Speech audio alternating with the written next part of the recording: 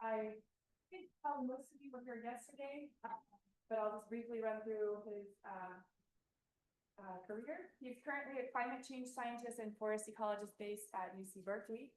And his former positions include Principal Climate Change Scientist of the U.S. National Park Service, Assistant Director for Climate and Biodiversity of the White House Office of Science and Technology Policy, lead author for 5 reports of the Intergovernmental Panel on Climate Change, and his science panel was awarded a share of the 2007 Nobel Peace Prize. So it's really an honor to have you on campus, and thanks for all the time you spent meeting with people. I wanted to include a few more fun things, so I asked him today about some of his stuff country and around the world too. So just a few, I was kind of like a little flash quiz for him. So his favorite park is Yosemite. A really great hike he recommended was all the way to the Walk Vale in Rocky Mountain National Park. Anybody ever done that one? I haven't, but one nod. For water views, he recommended Point Reyes in California. His an animal sighting that I asked him what's the best animal sighting he had in the national park was dolphins jumping in waves in a park in Australia, Fitzgerald National Park. And then the most underappreciated park might be Rock Creek Park in the heart of Washington, D.C. So just a few little hard factoids, and kind of speaks to his experience and just what a great career you can have in natural resources, getting to go all those places. One other thing I wanted to say is just that he mentioned he has I hope this is okay to say, a mission, and it's on your website. And yes. So I think for the grad students he's been talking to today, he's asked what your mission is. I thought that was just a really interesting thing. So thank you. Yeah. Thanks for being here and looking forward to the talk today. Thank you very much. Thank you very much. I've really enjoyed my time here at Utah State, and the staff and professors and students have been great. So thank you. Thank you. On June 29th, 2023, lightning naturally ignited a wildfire in Yosemite National Park. And 2 weeks later, I hiked 300 meters up to the edge of Yosemite Valley, looking out over the Pica fire there. And the smoke was rising up and streaming out towards the north. And the national park fire managers had needed to make a choice when it ignited. Do we put it out, or do we let it burn? And they followed the science-based fire management plan for Yosemite National Park. And they allowed it to burn for its natural benefits. And we're going to talk about those, that wildfire is natural and essential for forest health in this particular ecosystem. And so they let it burn following the science. But that science-based fire management plan did not include climate change. And so the staff of the Pacific West region of the Park Service asked me to develop data information for them to be able to more effectively target their fire management under climate change. They were concerned that they were targeting areas but not accounting for climate change. So we'll be talking about those issues today in 3 sections.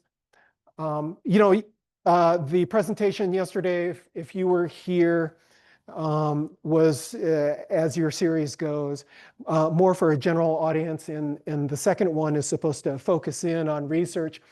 But to get to the research part, I will go through some context on fire ecology and then climate change and wildfire, and then I'll talk in detail about the research. And again, in temperate zone, many temperate zone ecosystems, wildfire is natural and essential for forest health. It promotes the germination of pitch-covered pine cones, seeds in pine cones. It clears out the understory to allow for healthy growth. and it kills pests and serves other functions essential for ecosystem functioning. But wildfire is not natural in much of the world, particularly tropical rainforests like here in Brazil. And tropical deforestation accounts for 80% of the 3 to 4 million kilometers of land burned every year globally. Now, at the highest end, that's equivalent to the surface area of all of India. So a large, extensive area burned unnaturally. This is how then it pictures out across the world. This is a map of the annual fraction burned per pixel, where the highest or the darkest reds are the entire pixel burned in a year. And so we see here, and this is from MODIS. This is from MODIS data, MODIS temperature data.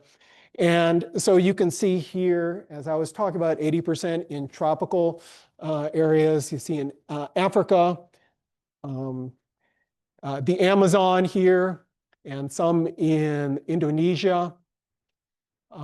So, you know, we're accustomed to large conflagrations here in the Western United States, but it often pales in comparison to a lot of the tropical ecosystems. Great. So simplifying tremendously, you can consider three basic fire regimes.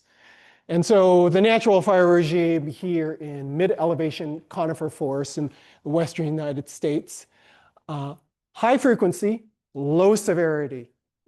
It burns relatively often, but the fires are ground fires, low severity. They should normally be along the ground.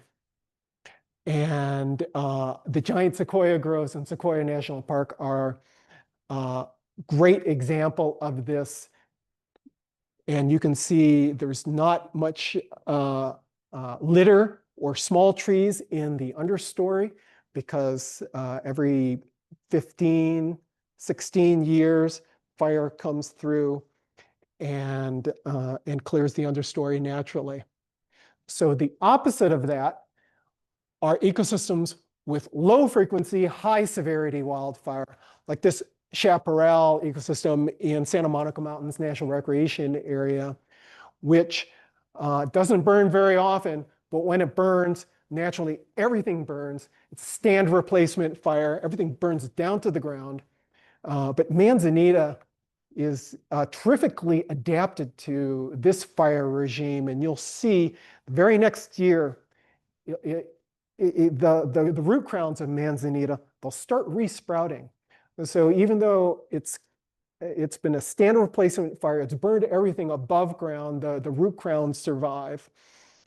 And then the third fire regime is no fire at all, such as in Amazon rainforest, like here in Brazil, where fire is not natural. And then returning to Yosemite, of course, alpine grassland, which here in July was covered with, July 2 years ago was covered in snow. Wildfire is not natural. Great.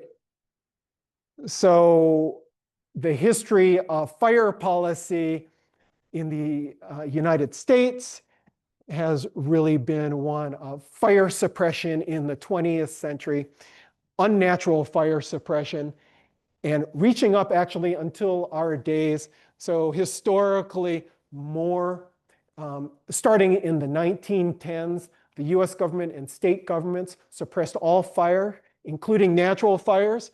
And you can see here, just as recently as fiscal year 2019, 3/4 of the US government fire budget went into suppression rather than prevention, which we'll talk about later.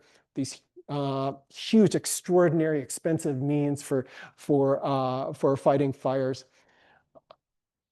Great. That has resulted in an unnatural accumulation of fuel in the form of litter, coarse woody debris, and small trees, like here in Tahoe National Forest.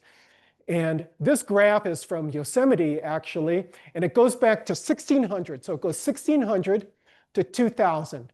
And you can see before European settlement, the Miwok Indians naturally used fire. And then a lot of more of the fire actually was naturally ignited. And then when the Spanish colonized California, fires went up, a lot of disruption. And then the gold rush, the European Americans came from the east, and there was a lot of intentional burning, accidental burning. It peaked. And then, as I said, in the 1910s, government policy started suppressing all fire, and it went flat until, in many places, until our days, until climate change, which is the next section. So you can see this is a lot different than the Sequoia National Park. The trends in wildfire globally reflect what I've just presented. So the darkest browns here are an increase of fire frequency of 50% in the 20th century, and the darkest greens are a decrease of 50%. And so you can see here in the tropical areas, increases in fire frequency, and those are mainly from expansion of agriculture. In contrast, you can see in industrial countries, you can see Russia, South Africa, Australia, even in South America, you see a lot of green. That's the result of fire suppression. So here, actually, we don't see the effects of climate change because human action has overwhelmed climate change in general, except for a few specific regions that I'll talk about later. So the scientific research and practice in the field now shown that 2 fire management practices can effectively restore natural wildfire to these high frequency, low severity ecosystems. And the first is manage wildland fire, like here in Cedar Breaks National Monument in Utah, where fire ignited in wilderness, far from towns, far from where it would damage property or kill people. And so the National Park Service allowed this fire, the Chessman Canyon fire here, to continue burning for its natural benefits. And then prescribed burning, which is intentionally setting fire in planned actions during cooler periods. And this is a prescribed burn in Sequoia National Park. Great, a lot of that is review for those of you who are fire ecologists and have worked in this a lot. Now, climate change has been occurring at the same time as this outdated policy in the United States of suppressing wildfire. Temperature has been going up because of, as you saw yesterday, because of human activities and human emissions of carbon dioxide in the atmosphere, which have increased global average surface temperature 1.2 degrees above pre-industrial levels, and in some parts of the western United States up to 2 degrees or more during that same period. And yesterday I emphasized detection and attribution as the scientific procedures that give us the most robust information on the changes that anthropogenic climate change is causing more than other factors. And the other factors in this case are the outdated policies of fire suppression. So detection and attribution have shown that climate change has doubled the area burned by wildfire across the western United States since 1984. Again, this is just a repeat from yesterday. So it's the non-climate change wildfire, and that's the climate change wildfire. And this one is the rim fire, which burns up into Yosemite. And then the situation is even more severe just in California, where bird area tripled since 1996, and all of it was attributed to human-caused climate change, including this astounding high-severity fire in giant sequoia and Sequoia National Forests. Just astounding. And some of the methods for attribution are here, actually 3 of the methods. And the method that you saw here was developing the relationship of burned area to climate factors, and then calculating what the burned area would be if you removed the temperature increase with climate change, and then comparing that to what actually happened. That's one method. Another method here in British Columbia was comparing the burned area before and after most of the temperature increase occurred. And then my favorite is multivariate statistical analysis. If you were here yesterday, that's what I used for attribution in the Sahel. And that's if you have spatial data on a bunch of different factors, you can use canonical correlations analysis. And with that here, this showed for the protected areas across the United States and Canada that climate dominated physical and local human factors. Okay, so I mentioned on the other global map that we were going to see some cases of detection and attribution of increases in burned area due more to human-caused climate change than to other factors. And this map has that same remote sensing data layer in the background there of kind of the prevalence of fire here, the annual fraction burned. And the colors relate to the level of attribution. Dark red is detected and attributed to anthropogenic climate change. Orange is detected but not attributed. And yellow is other factors cause that change. And so we see in Western North America, all of these cases detected and attributed to anthropogenic climate change. And a recent analysis actually identified 4 regions in the world: Western North America, Southern South America, Central Asia, and Southern Australia, all where anthropogenic climate change has now overwhelmed other factors.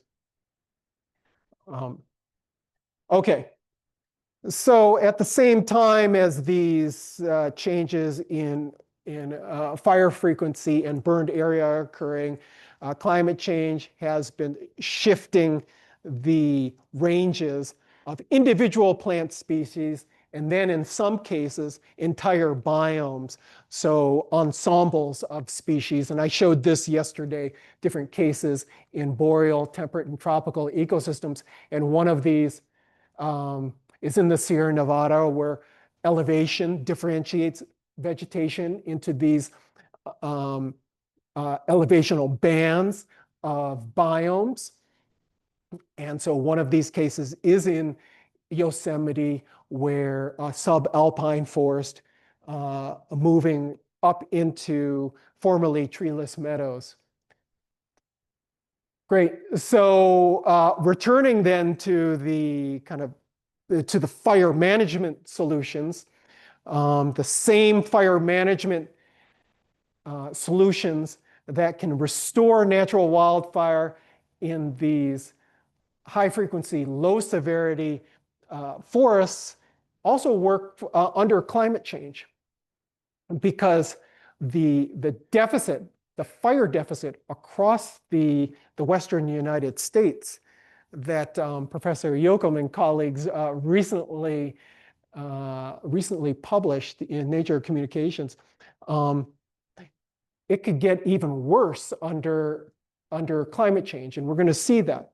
So the practice of managed wildland fire also reduces risks under climate change. And policy is catching up to this. I was honored to serve as a science advisor in Washington, D.C. to the White House, to an administration that respects science and uses science as the basis for effective policy. And so during that, I participated in the Wildland Fire Leadership Council. We were revising the National Fire Plan. And for the first time, we included climate change in the National Cohesive Wildland Fire Strategy, so the plan that basically guides national fire policy. Great, so policy is catching up. Great, so now with that context, the National Park Service came to me when I was serving in the Park Service. And again, they were concerned that they're burning places, but they're not burning the right places when they are trying to restore natural wildfire. So I developed this idea in consultation using the resource manager's questions as the starting point for my research. And so 2 objectives. 1, determine the magnitude and spatial patterns of climate change, biome shifts, and fire changes in the 4 national parks in the Southern Cascades and the Sierra Nevada, and then identify the locations for proactive fire management. Because a lot of natural resource management and biodiversity conservation is setting priorities. You don't have enough money or personnel to do everything that needs to be done. So the key is prioritizing, and here it's identifying the areas that are at highest risk under climate change. They didn't have, all they have is a reference data layer of what they think fire looked like in 1849, but we cannot return to that past. And so the objective here is to identify areas and this new reference conditions under climate change. Great. So I'm very grateful to funding from UC Berkeley Institute for Parks, People, and Biodiversity and the National Park Service. And I'm very grateful for collaboration with Professor Scott Stevens and these great resource managers in the National Park Service. So just really quickly, that's the data.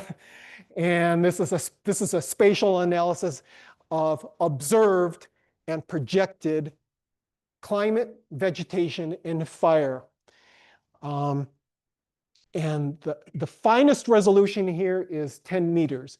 The climate data is at 800 meters. The vegetation is at 30 meters. The elevation is at 10 meters.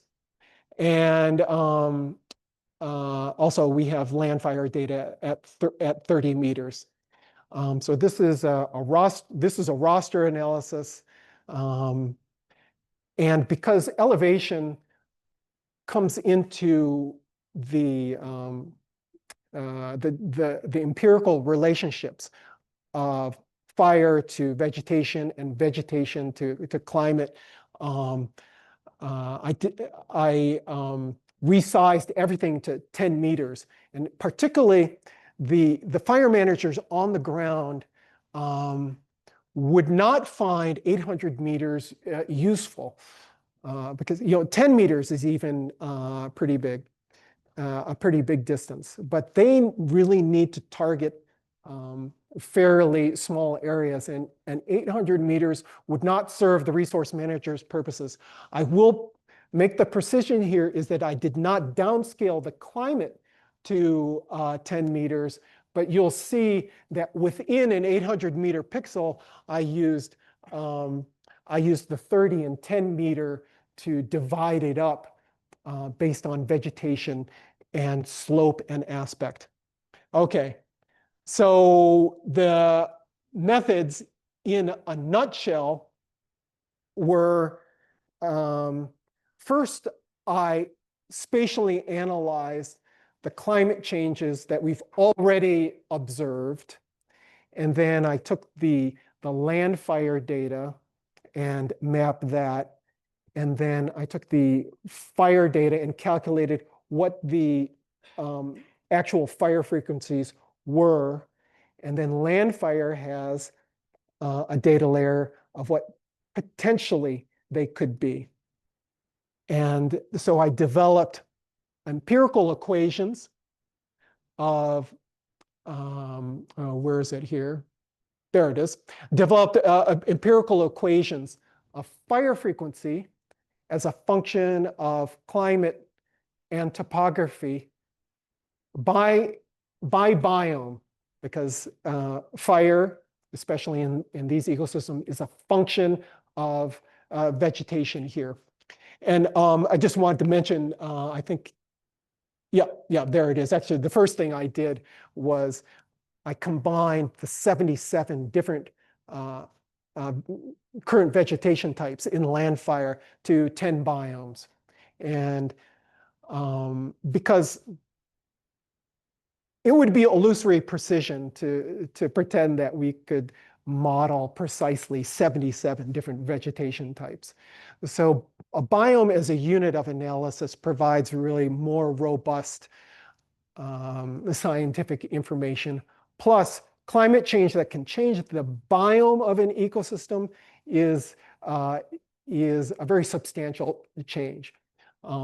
So I combined everything in the biomes. This is all text. You're about to see a whole bunch of graphics. So, so developed these empirical equations of fire. And then I had previously worked with colleagues to downscale the IPCC projections that you saw yesterday. And with that, I was able to use a classic climate analog method to estimate then, or to quantify what fraction of the land would be in which biomes under the IPCC hotter, drier scenario and a hotter but moister scenario. So got the vegetation and then used those empirical equations of fire and then plugged in the higher temperatures and the changed moisture balance, which is the difference between precipitation and potential evapotranspiration, P minus E, moisture balance, which is a good indicator of aridity. And then all of this is actually leading up to one thing. The one thing that the fire managers, the fire managers don't care about any of this. But to get to what they do care about, you know, I needed to analyze all these. We needed to analyze. I really have to credit my graduate student, to Joshua Verkerke, who did a lot of work here. So I'm very grateful for his collaboration too. Anyway, so what we did, everything that we were doing was aiming at fire return interval departure, which is an indicator that the Park Service uses to help prioritize where they burn. They actually use basically kind of two indicators, and one is fuel loading and one is FRID. Not every region of the country uses FRID. This was an indicator that was developed actually by the National Park Service in California, then adopted by the Forest Service also. But elsewhere in the West, it's not used as much. But here, fuel loading and FRID. And so basically, the example here that I have is of white fir, mixed conifer, white fir, Abies concolor. And so Naturally, it can burn about every 16 years. So that's about 6 times a century. That's a frequency of about 6 fires a century. Fire return interval of 16 years. So if it hasn't burned for 32 years, it's already one interval behind. So and if it hasn't burned for 80 years, it's 4 intervals behind. It's 4 intervals late. And so the FRID is -4. So naturally it burns 60 years. If it hasn't burned for 80 years, it's -4. Now under climate change, so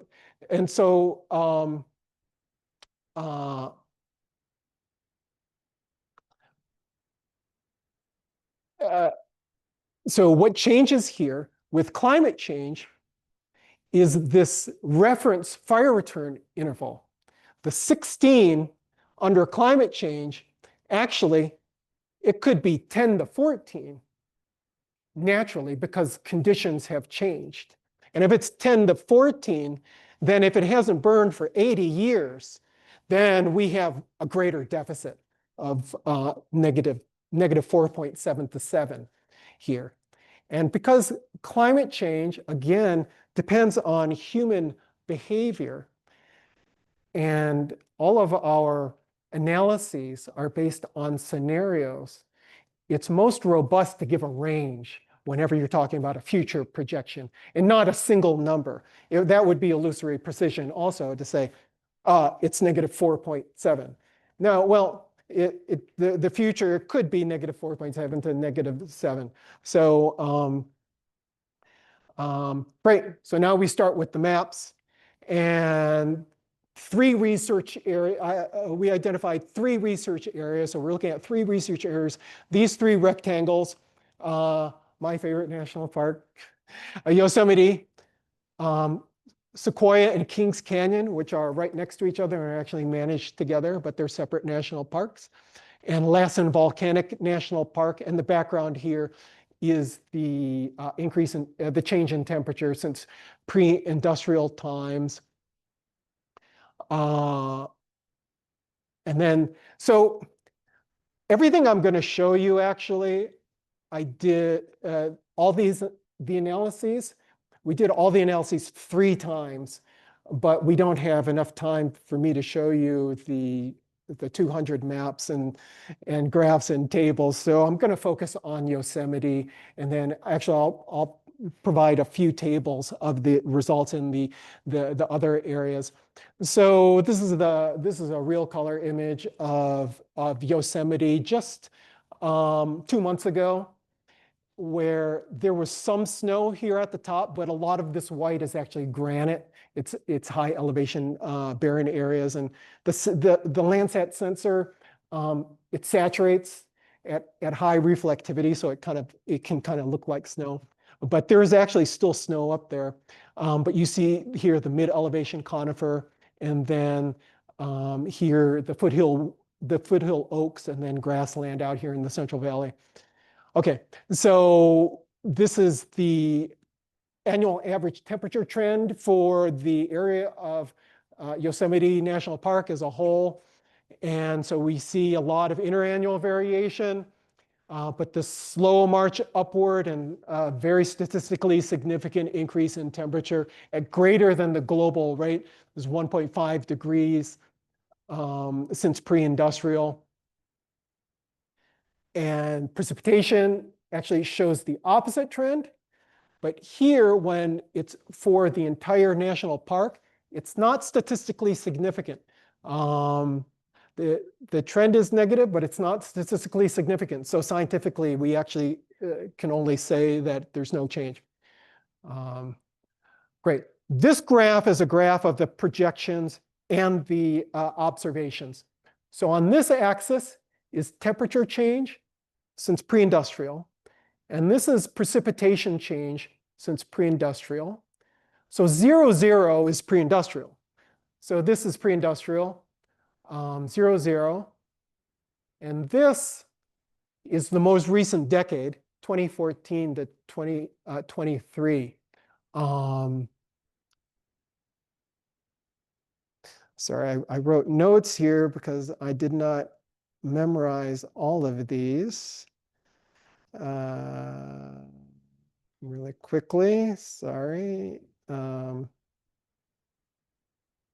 yeah, okay. So I just this is actually goes to 1.8 when it's the most recent decade.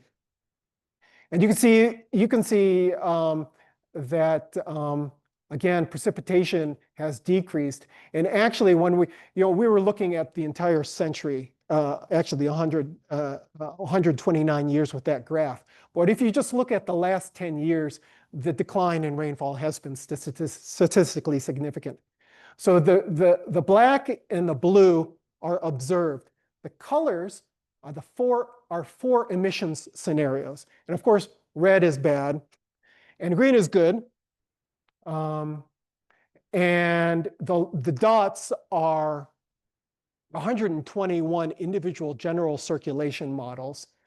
And the large dots are the ensemble means at the average of the up to 31 models per scenario. Let's just look at the hottest and the least hot scenarios here, because to simplify here, I'm just going to look at two scenarios to bracket these 121 different combinations. And so the two scenarios will be the highest emissions and the lowest precipitation. So RCP 8.5 dry, it's this right here. And then the reduced emissions and the moisture conditions. Because you see here, actually, some of the general circulation models project increased precipitation here, and some not so much. So by looking at these two scenarios, we've bracketed most of the different options. Great. This is the pre-industrial temperature. So it's for the decade 1895, 1904, where the average was 4.9 degrees Celsius for all of Yosemite. For those of you who know Yosemite, this is Yosemite Valley here. So Half Dome would be here, and like Yosemite Falls and El Capitan. And this is Tuolumne Meadows, and this is Hetch Hetchy for people. And if anybody's been down to the Wawona grove of redwoods, they're here. Okay, so this is pre-industrial. This is today, basically the most recent decade. And so very subtle change, but it's 1.5 degrees Celsius on average. And then the low scenario, 1.9 degrees Celsius. And then the worst case, 5 degrees Celsius. So this is pre-industrial, and this is climate change. So now you can see the tremendous heating that's potentially there. Okay, just backing up really quick. Temperature shows a clear elevational gradient from this is low elevation to high elevation, so it decreases with elevation. Precipitation shows the exact opposite gradient. So lower precipitation at lower elevations, and you get more precipitation as you go up. And this is the crest of the Sierra here. Great. So this is just annual average precipitation, no change. But if we look at the change, this is the observed change. This is no projections yet. This is observed change. And 100% of the surface area experienced a decline in precipitation from pre-industrial to the most recent decade, 100% of the area. And under the moist scenario, even under the moist scenario, um, uh, uh, we see here an extensive areas of potential decrease in precipitation. But when you average it all together, the historical decline, when you average it together, is negative 17%. So averaged together, rainfall has declined 17% in a century. And if you average this all together, it's -2 because some of the increases balance the decreases. But if we go to the hottest scenario, it's back to 1/4 of the a decrease of 1/4 in precipitation, -24%. Great. So that's oh, and then moisture balance. Moisture balance, again, is precipitation minus potential evapotranspiration. So it's a really good indicator of aridity. And so for the low scenario, for the optimistic scenario, we see here that the moisture balance is pretty good. It hasn't dried out. That shows the advantage of meeting the Paris Agreement goal, right? We actually don't have too bad of a change in aridity, but it's under the high scenario where we see this substantial change in aridity, actually of -74%. Pretty substantial potential change under the hottest scenario. Great. So I combined the 77 vegetation types into these biomes. And the white areas are non-natural vegetation. So it's water, roads, agriculture. Took those out, completely didn't analyze any of those. So we see here, like in the photograph, this elevation, that elevation differentiates the vegetation into these bands where you have these lowland, broadleaf woodland, oak woodlands, and then the mid-elevation conifer, and then the red fir forest, and then alpine, and then barren land at the top. This is 2023. This is the low scenario, so very subtle changes.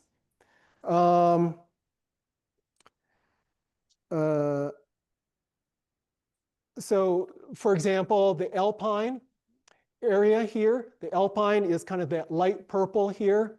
And with the low scenario, the alpine only loses about 2%. So not very much.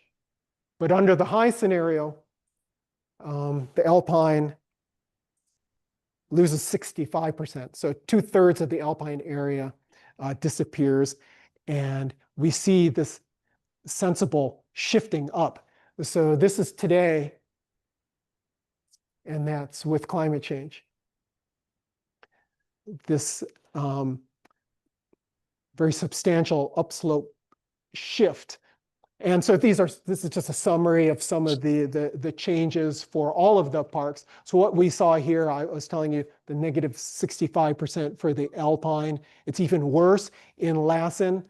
And so high elevation barren also across the board. And what replaces it? These ceanothus and other shrubs coming in. In Sequoia and Lassen, a decrease in red fir forest, which requires deep snow, like a lot of boreal type conifer. But here it's interesting, in Yosemite and in Kings Canyon, there's enough high elevation barren and alpine to allow for the upslope migration of red fir. It's in Lassen and Sequoia where it kind of hits the top and there's no more room. So those are some of the changes I wanted to highlight. And this is a graph. So in Sequoia, 6 of the biomes experience a statistically significant change in the projections. And so we can see what these bars show are the plus or minus, the mean plus or minus standard deviation of the range of the biome, where blue is the baseline 1950 to 2023. Green is the low scenario, and red is the high scenario. So in summary, Sequoia, when we average the statistically significant shifts together, the shift turns out to be for Sequoia about 480 meters upslope in elevation. So that's what, 1,400 feet. Like that's a lot, right? So 480 meters for Sequoia, 430 meters for Yosemite, and Lassen, the average is 230 meters. So potentially substantial upslope shifts. And we haven't even gotten to the fire yet. So I really have to zoom through here. So again, I used this classic climate analog analysis for the biomes. And this is what this shows is the mean winter temperature on the x-axis and the annual moisture balance. I'm sorry, I got that on the y-axis, and the annual moisture balance on the x-axis. And each of these is the mean, and then plus or minus the standard deviation. And this is the climate, and these are the biomes. And so that's today, and that's the low scenario, and that's the high scenario. You see getting hotter and drier. And that's all together. So you see these real shifts, these real potential shifts. You know, meeting the Paris Agreement goal is pretty good. It keeps things, it limits the changes. Okay, fire. This is the estimated 1849. This is from reconstructions, from fire scars, from tree rings, from paleontology.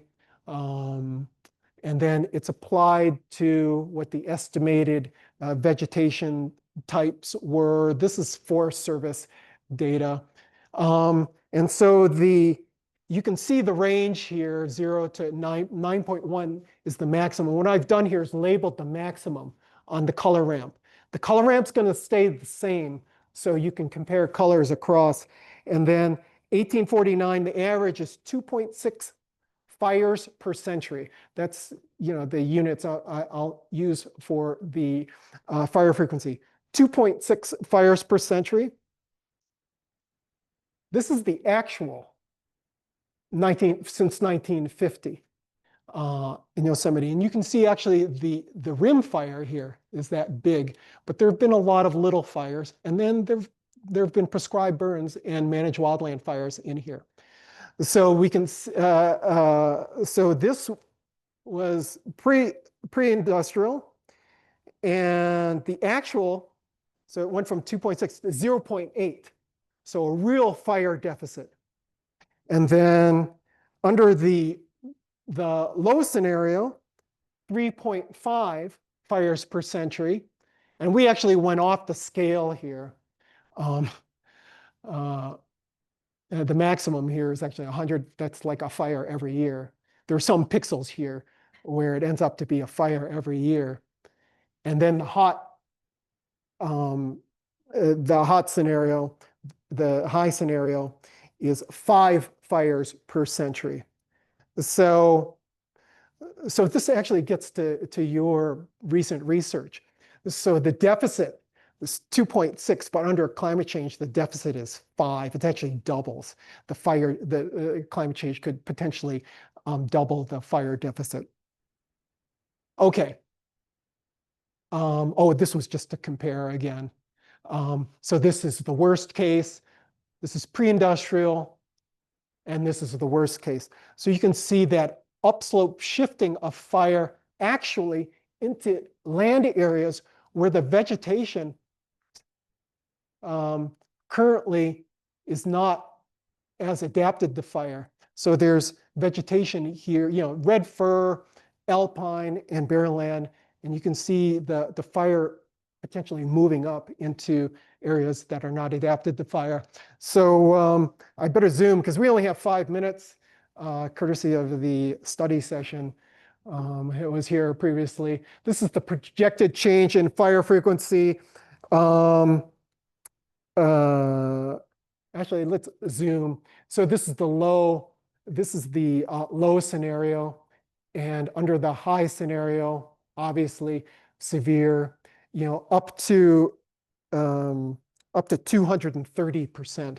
So the maximum here was kind of an increase of 40% and up to 230. So a doubling here in Yosemite. In Lassen, it ends up to be up to a tripling. Okay, so now we're getting into a measure that the fire managers actually can use, and that's FRID, the fire return interval departure, and the fire return interval departure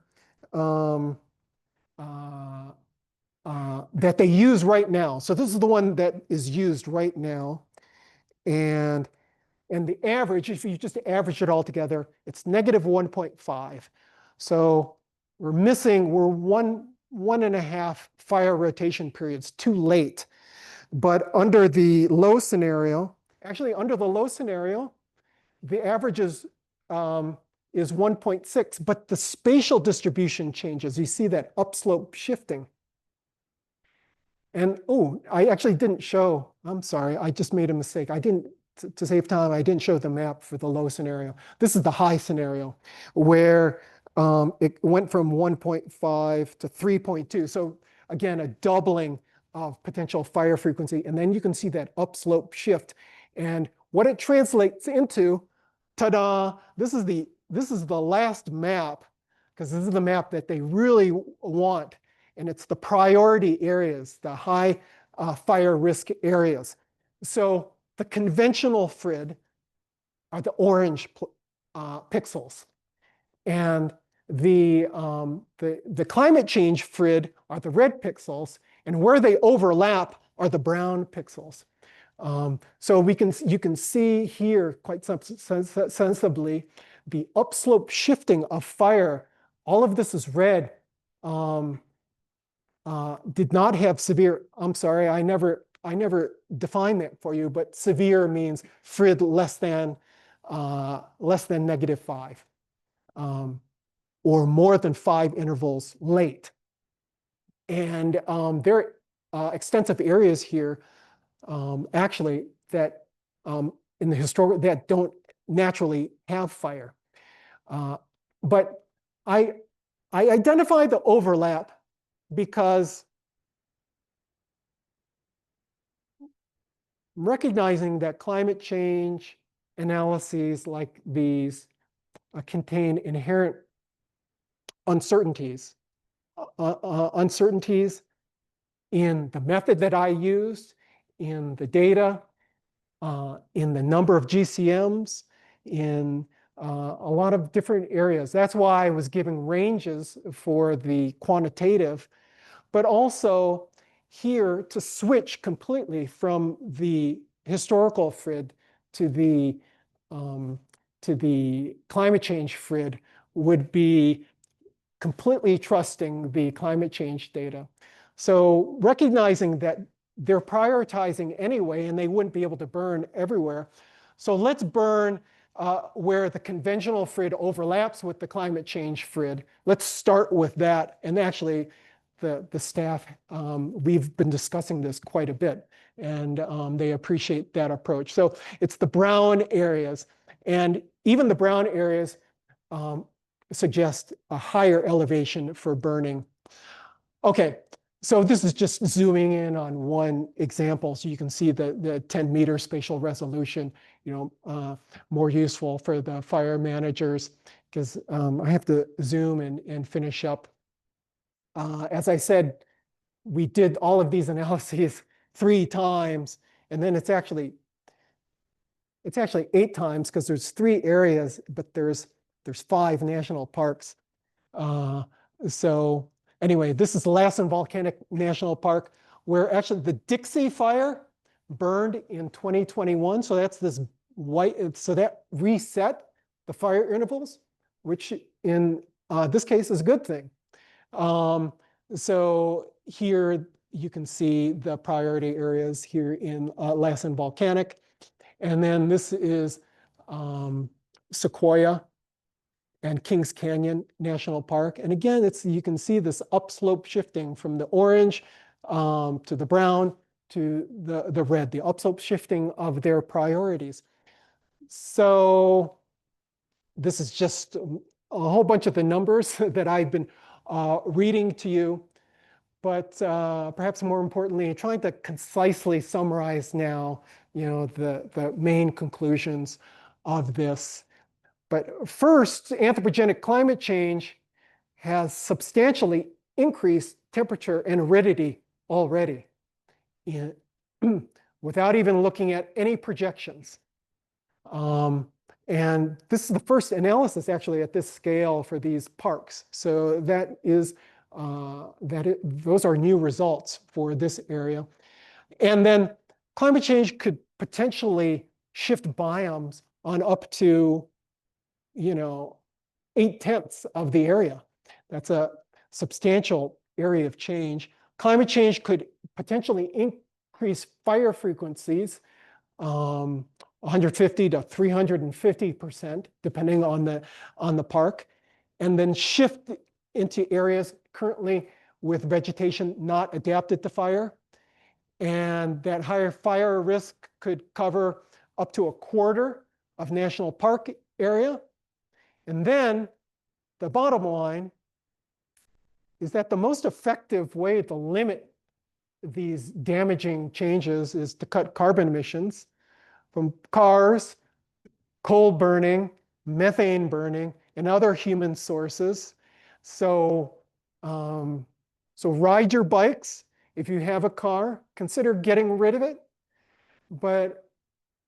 These are science-based recommendations, right? And I emphasize this car because transportation is the sector in the United States that generates the most greenhouse gases. So it's the area where we need to make progress the most. And that difference between the high scenario and the low scenario shows that really the most effective way to limit those wildfire increases is to cut the emissions that are causing the increases in fire. So I encourage you all to work on climate change and to live on halting climate change. And thanks a lot for your attention.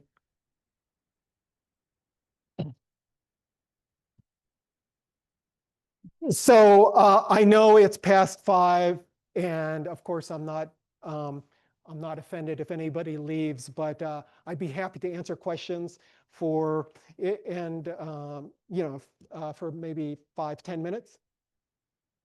Yes. I'll say it loudly so it projects. Okay. I'm not sure, I might have missed if this was incorporated in your model or not, but so you have this data on biome shifts, Yep. right? And then you also therefore have these projections of potential fire risk. Have you combined these data in general so for example, presuming that species that existed in one biome will maybe exist in these biomes in the future, and recognizing the fact that these different biomes contain different interactions with fire susceptibility or different uses, needs, or benefits of fire, or I guess detriments. Could you potentially combine these two data? So suggesting, all right, so there's going to be this biome in this region. Also geographically, this is a region where we're most concerned about fire, to make some measurement of ecological risk. Kind of like you have these biomes that are more susceptible to long-term ecological damage from fire. You also have these regions that we know are more susceptible to fire. Is that possible? Is it something you've looked at?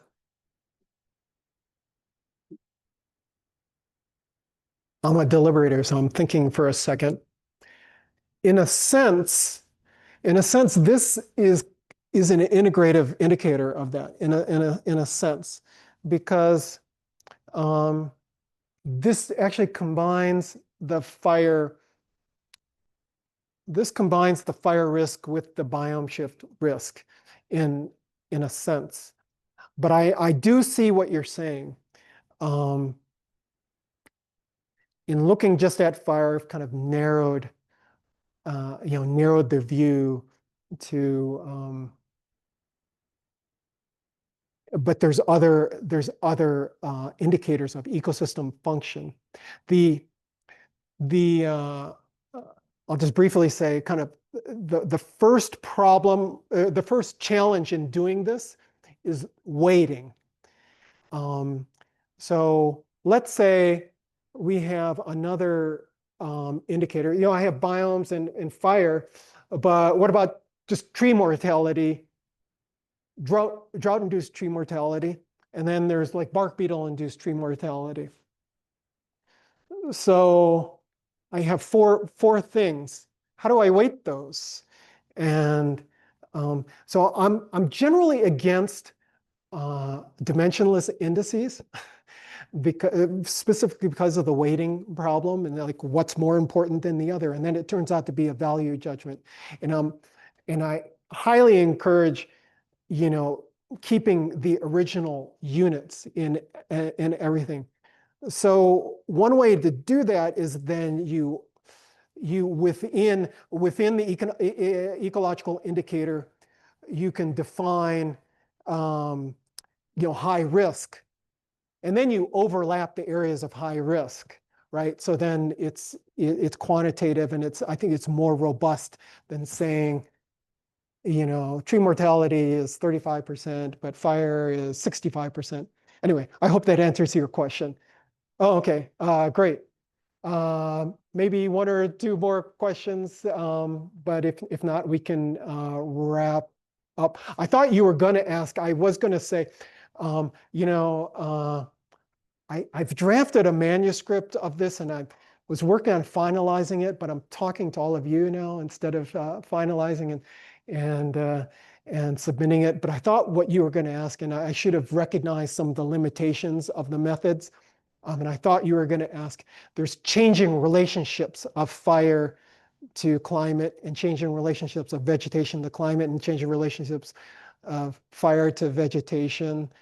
And I have not included that here. That's definitely a limitation that I recognize. These are empirical equations based on historical. So anyway, that's a limitation. Nevertheless, this is if the park integrates this data, formally into their work. To my knowledge, it'll be the first use of climate change information in fire management in the United States or maybe the world. So so I'm trying to make it as accurate, as we possibly can, because it's being used for real things. Great. Well, thanks again, and thanks for staying late.